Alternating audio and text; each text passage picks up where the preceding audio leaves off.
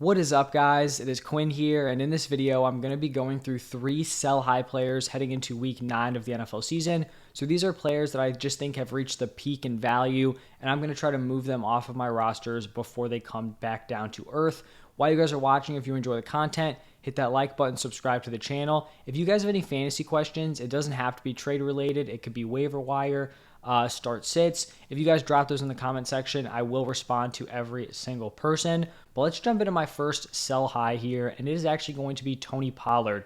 And full transparency, Tony Pollard is someone that I was very in on coming into the season. I still think he's a very solid piece on your team, but I do think if you're trying to move him, this is going to be the best opportunity to get the highest value. So he is coming off of a monster game with Zeke out, 33.7 PPR points, 14 carries, 131 rushing yards, 3 rushing touchdowns, 1 reception, 16 yards. Just a crazy impressive day. I just do think he's a very strong sell here, and I think he's actually going to be a pretty easy guy to sell high on because, normally if you're trying to sell high on a player, you're trying to convince your league mate of a specific narrative. Maybe, you're kind of pushing the truth a little bit. You're trying to, maybe present some misleading information. I think for Pollard here, it's easy because you're just going out there and you can just tell your league mate that he is the clear best Cowboys running back.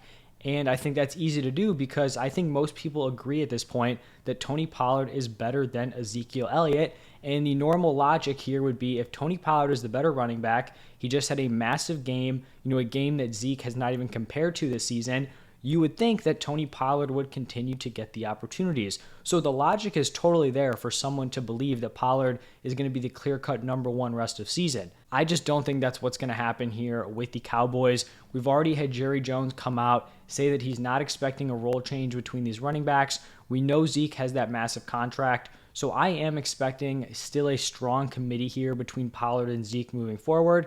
Now, maybe Pollard earned himself a few more opportunities. I still think Pollard's going to be someone you can start on a week-to-week basis with Zeke in the lineup. But when we're talking about a ceiling game, I think Pollard is only going to have a ceiling when Zeke is not on the field. I don't think this is going to turn into a situation where Pollard is taking 70% of the snaps and then Zeke's getting bumped to 30%. I just don't see that happening. Not saying it's impossible, but if we're trying to play the odds here, I just don't think that is a super likely outcome.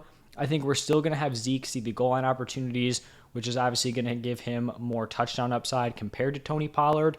So if someone is willing to buy into Tony Pollard as a high-end running back too, which I don't think is a huge stretch because a starting Tony Pollard probably is going to be putting up production in that range.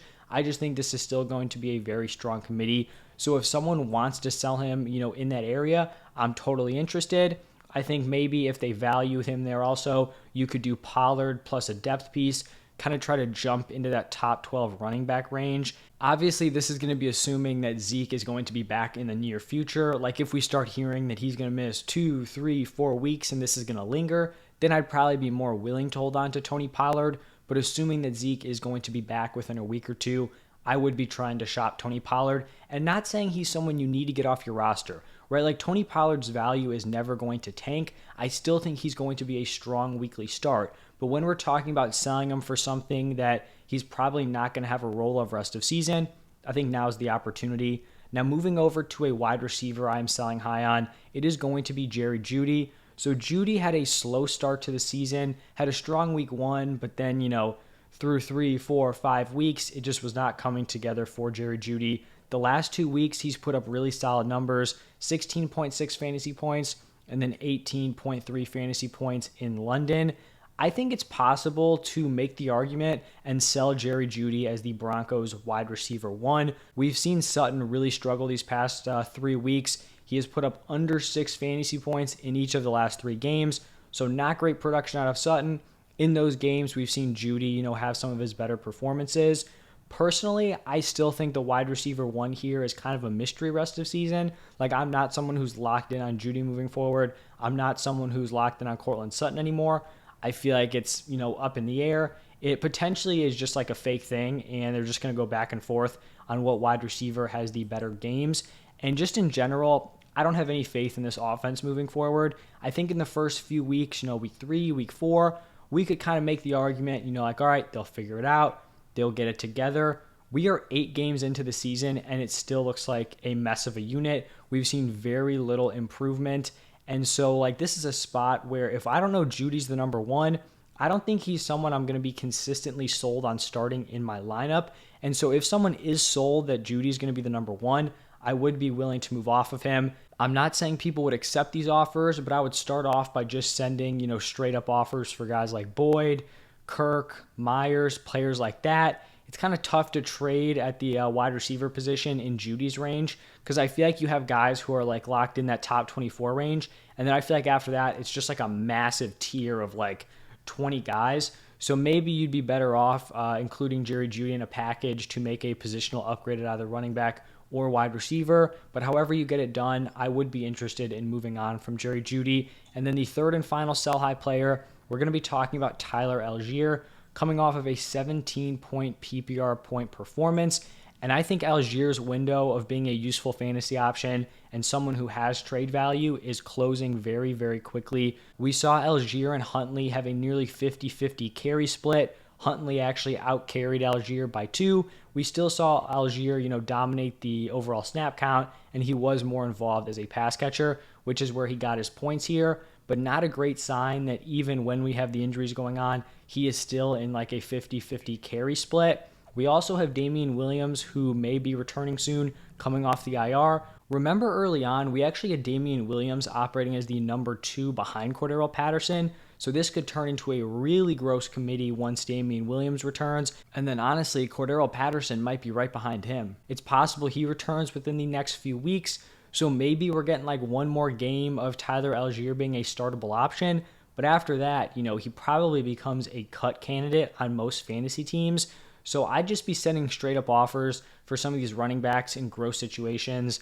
Once again, not saying these are going to be auto accepted, but it's worth a shot as a starting point. You never want to be selling yourself short here. So guys like Kareem Hunt, who's been disappointing, James Conner, who's just been useless so far, Michael Carter, Khalil Herbert, Gus Edwards. These are all guys I would just be sending out one-for-one offers for. Wide receivers, a guy like Deontay Johnson, who's been super disappointing, Curtis Samuel, who hasn't had, some of his boom games since early on in the season. But I think it's more than likely Allgeier is going to have to be used in some sort of package. So maybe, you're trying to jump from a high-end wide receiver 2 into a back-end to mid-tier wide receiver 1. Same thing at the running back position. You can use Tyler Allgeier to kind of bridge that gap, trade him to a team who needs some depth, maybe a win now option who needs like a running back 2 or a flex play. So that's what I'd be thinking about with Tyler Allgeier. But those are going to be the 3 sell high options for me. Like I said, we had Tony Pollard, Jerry Jeudy, and then Tyler Allgeier. Let me know what you guys think down below in the comment section. I'm sure some people aren't going to love the Jerry Jeudy on here. I know there are some pretty strong Jeudy truthers. I just think that wide receiver 1 spot is up for grabs. And if people are willing to accept Jeudy there, I'm willing to trade him. If you guys did enjoy, hit that like button, subscribe to the channel. I've posted my top trade targets, so players you guys should be trying to acquire. I talked about my top waiver wire targets, so go check out those videos. But as always, thank you for stopping by, and I will see you in the next one.